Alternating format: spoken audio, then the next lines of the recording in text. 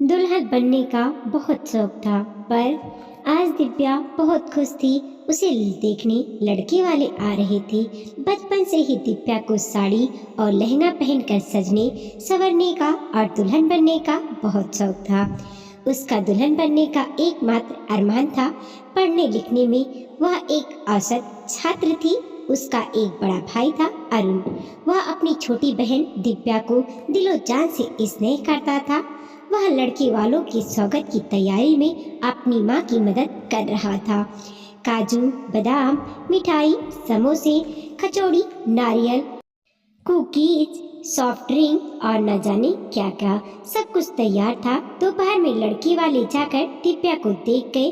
अगले दिन उन्होंने फोन करके बताया कि दिव्या उन्हें अपने बेटे विशाल के लिए बहुत पसंद है।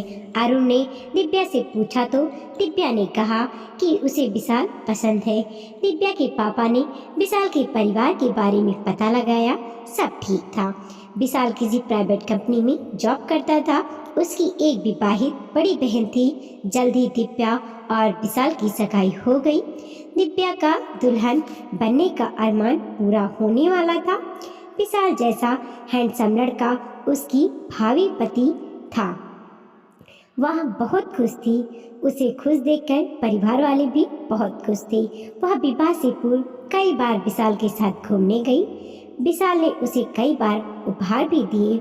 विवाह से कुछ महीने पूर्व एक दिन अचानक दिव्या के होने वाले ससुर जी का फोन आया कि हमें 2 लाख रुपयों की सख्त जरूरत पड़ गई है, क्या आप इंतजाम कर सकती हैं? 2 दिन बैंक बंद होने के कारण हमें दिक्कत का सामना करना पड़ रहा है। हम हफ्ते 10 दिन में आपको पैसे लौटा देंगे। दिव्या के पिता ने शादी की शॉपिंग करने के लिए घर पर जो रुपए रखे हुए थे वो उन्होंने दिव्या के ससुराल पहुंचा दिए। काफी दिन बीत जाने पर भी दिव्या के ससुर ने पैसे नहीं लौटाए। दिव्या के पिता ने भी शर्म के मारे कुछ नहीं कहा। फिर दिव्या के ससुर जी ने शादी से पहले अपनी बेटी के लिए सोने का हार और अपने दामाद के लिए सोने की अंगूठी मांग ली। इस तरह वह कुछ न कुछ मांग करते रहते। दिव्या के परिवार को तो सब कुछ देना ही था, तो उन्होंने इस बात पर ज्यादा गौर नहीं किया। दिव्या ने अपनी मेहंदी के कार्यक्रम में खूब डांस किया। हंसी खुशी विवाह संपन्न हुआ और दिव्या दुल्हन बनकर अपने ससुराल आ गई। 2 दिन बाद उन लोगों को गोवा जाना था। गोवा में 6 दिन कैसे हंसी खुशी बीत गए, वक्त का पता ही ना चला। गोवा से वापस आने के बाद दिव्या का मायके जाने का बहुत मन था। वह जैसे ही अपने सास के कमरे की तरफ पहुंची, उसने विशाल की जॉब के बारे में कुछ बातें सुनी। उसके पहुंचते ही सब चुप हो गए।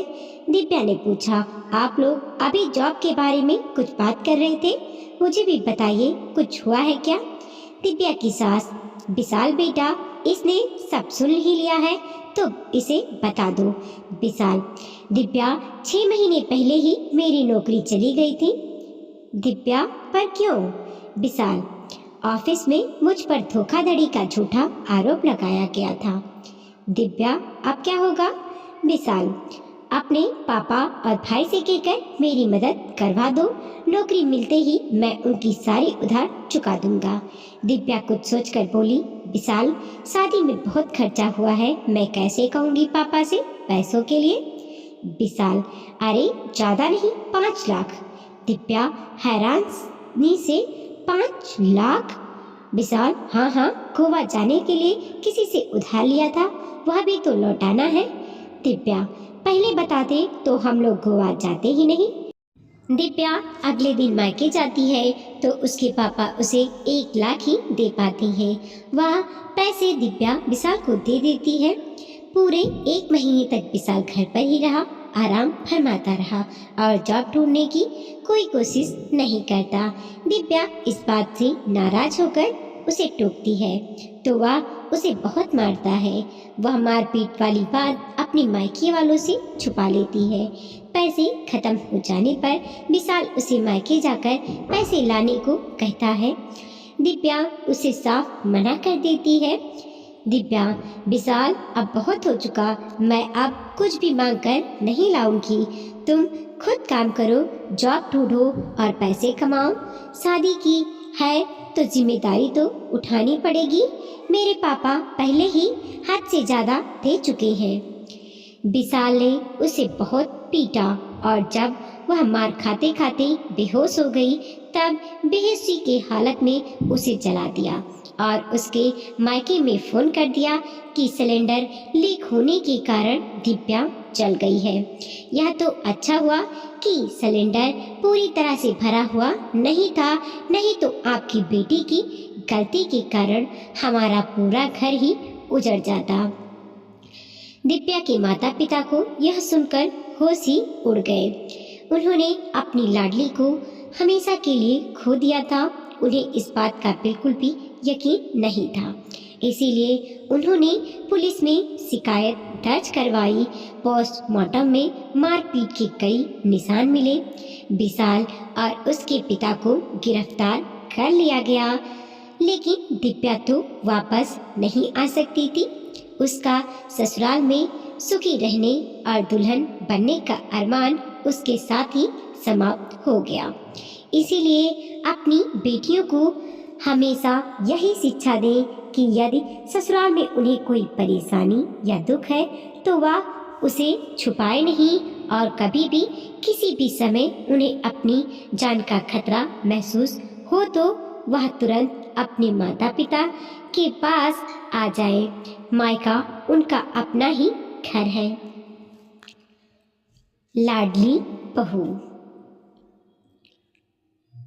मीता और मैं की शादी को 4 महीने होने को आए। दोनों का प्रेम विवाह हुआ है।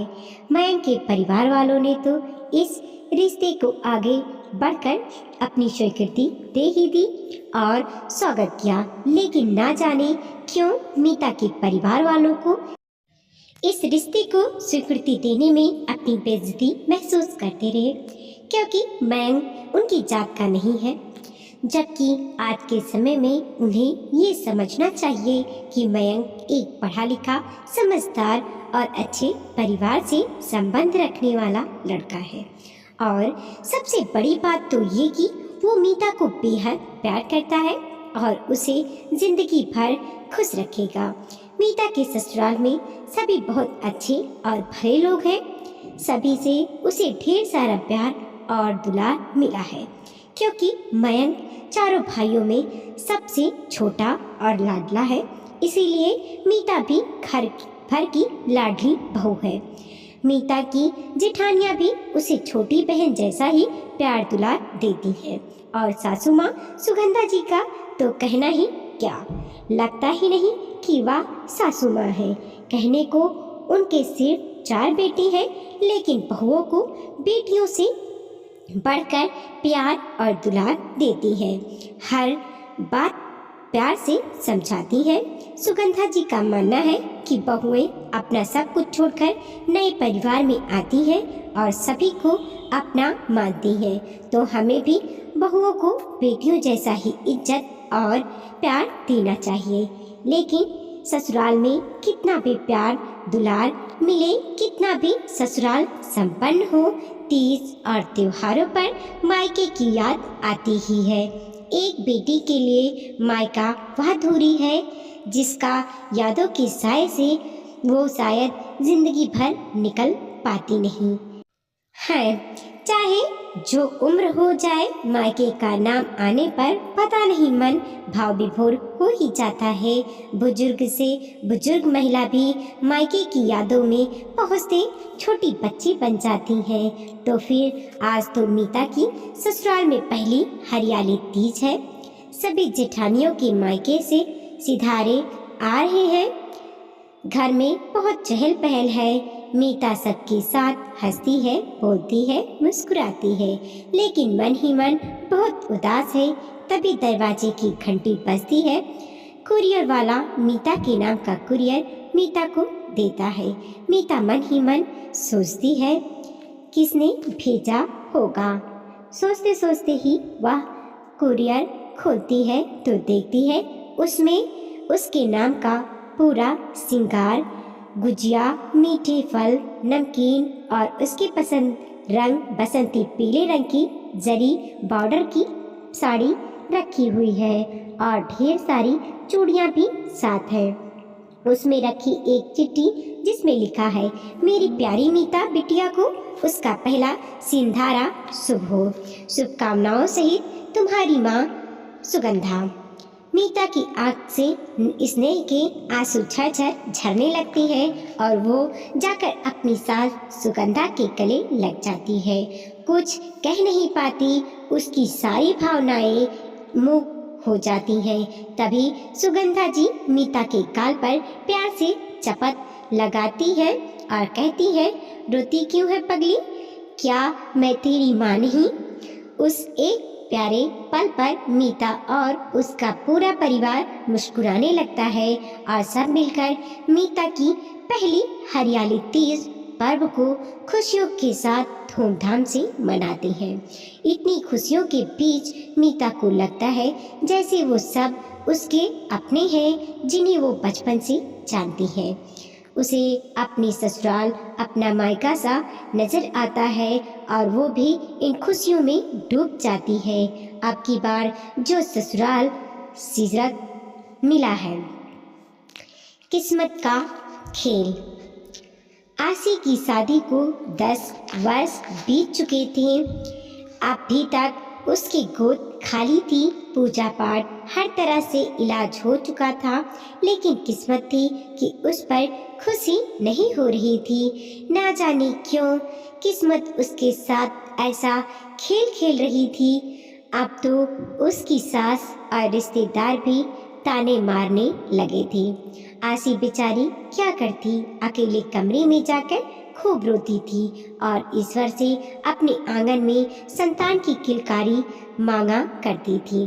फिर एक दिन उसके पति विनोद और उसने सोचा कि टेस्ट ट्यूब बेबी द्वारा संतान पाने की कोशिश करते हैं, लेकिन वहाँ भी किस्मत ने उनके साथ नहीं दिया।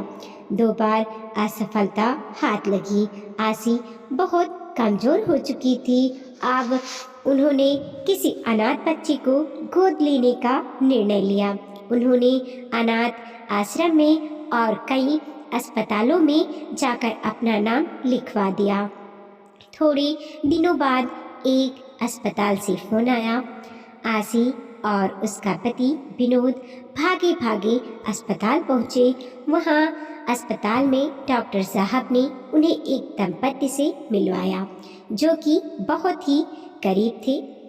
उन्होंने बताया कि हमारे पहले से ही 3 बच्चे हैं और अब यह बेटा हुआ है। हमारा गुजारा बहुत मुश्किल से होता है। अब इस चौथी संतान को पालना हमारे बस में नहीं। आप इसे गोद लेना चाहते हैं तो ले सकते हैं। आसी और विनोद उसे गोद लेने के लिए तैयार थे। अस्पताल में उन्होंने डिलीवरी पर आने वाला खर्च जमा करवा दिया और बच्चों के माँ बाप को भी कुछ रुपए देने की कोशिश की, लेकिन उन्होंने गरीब होते हुए भी रुपए लेने से इनकार कर दिया। उन्होंने कहा, हम चाहते हैं कि हमारा बच्चा अच्छी जगह पल जाए, क्योंकि हम उसे कुछ नहीं दे पाएंगे। हम अपने बच्चे को बेच नहीं रहे, इसीलिए हम पैसे नहीं ले सकते। आसी और विनोद ने उन्हें बाकी 3 बच्चों का वास्ता देकर बड़ी मुश्किल से कुछ रुपए पकड़ाए। वो लोग उसे बच्चे को लेकर घर आ गए। आसी और विनोद बहुत खुश थे। उनके घर में रौनक आ गई थी। आसी की माँ ने नानी बनने की खुशी में आसी का घर उपहारों से भर दिया था। आसी कहती रही, माँ इतना खर्चा क्यों करती हो? माँ ने कहा, इतने वर्षों बाद खुशी मिली है, मुझे अपने मन की इच्छा पूरी करने दे। समय तेज से गुजरता रहा। बच्चियों का पहला जन्मदिन आने वाला था। आसी ने माता की चौकी करवाने का निर्णय लिया। हंसी खुशी बच्चे के जन्मदिन पर माता की चौकी संपन्न हुई। इन सब तैयारियों में आसी कमजोरी के कारण बहुत थक गई थी, इसीलिए वह कुछ दिन बच्चे को लेकर अपनी मायके चली गई। सप्ताह भर बाद वह अपने पति के साथ वापस आई। उसने विनोद से कहा, आप बाजार जाकर बच्चे के लिए दूध खरीद कर ले आइए, तब तक मैं कपड़े बदलकर इसे थोड़ी देर सुलाती हूँ। अभी तक इसका पेट भरा हुआ है, सो जाएगा, लेकिन हो सकता है आधी रात में दूध की जरूरत पड़े। विनोद दूध लेने चला गया और आसी विनोद के जाते ही चक्कर खाकर गिर पड़ी। विनोद जल्दी ही वापस आ गया और उसने आकर देखा कि आसी फर्श पर गिरी पड़ी है और बच्चा पास में बैठा रो रहा है। उसने आसी को बहुत आवाज लगाई, लेकिन आसी ने कोई उत्तर नहीं दिया। विनोद ने तुरंत टैक्सी मंगाई और आसी को अस्पताल ले गया और बच्चे को उसकी नानी के पास छोड़ आया। डॉक्टर ने पूछा, क्या इन्हें कुछ हुआ था? विनोद ने बताया, आसी को सिर में बहुत तेज दर्द था। डॉक्टर ने कहा, या कोमा में चली गई है। अब कहा नहीं जा सकता कि इन्हें होश कब तक आएगा। कोमा में 1 महीने तक रहने के बाद आसी ने इस अवस्था में दम तोड़ दिया। आसी की किस्मत देखिए, पहले बच्चे के लिए तरसती रही और जब बच्चा आया तो खुद चली गई, और साथ ही बच्चे की किस्मत देखिए, पहले वाली माँ उसे पाल ना सकी और दूसरी माँ को उसने खो दिया। बड़ी मुश्किल से विनोद ने 1 वर्ष व्यतीत किया। उसे बहुत ही मुश्किलों का सामना करना पड़ा। उसकी समझ में नहीं आ रहा था कि दुकान का काम संभालूं या फिर बच्चे को संभालूं, और फिर कभी अपनी तबीयत खराब तो कभी बच्चे की। इसीलिए उसने दूसरा विवाह कर लिया और फिर उस माँ ने उस बच्चे को पाल पोस कर बड़ा किया। आज वह बच्चा पढ़ लिख कर बढ़िया सी जॉब कर रहा है और अपने माता पिता के साथ खुश है। वीडियो को लाइक कीजिए, कमेंट कीजिए और अपने दोस्तों के साथ ज़रूर शेयर कीजिए। चैनल पे नए हैं प्लीज़ सब्सक्राइब कीजिए और देखते रहिए मोटिवेशनल स्टोरी। मिलते हैं और एक नई कहानी के साथ।